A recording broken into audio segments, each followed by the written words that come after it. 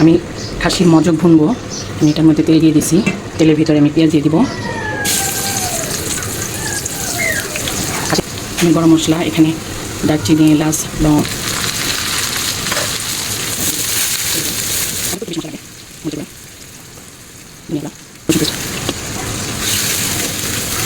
লবণ ভালো করে কষানো হলে আমি মজকটা দিয়ে দিব। মশলাটা কষানো হয়ে গেছে, এখন আমি মজকটা দিয়ে দিব।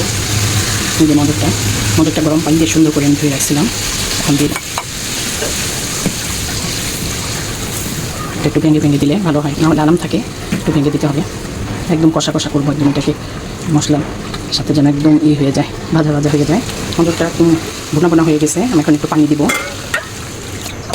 গরম মশলা দিয়ে দিব সেন্টের জন্য, ভাজা জিরার গুঁড়া, একটা কাঁচামরিচ, ধনিয়া পাতা দেব, একটু সেন্ট আসে ধনিয়া পাতাটা দিলে।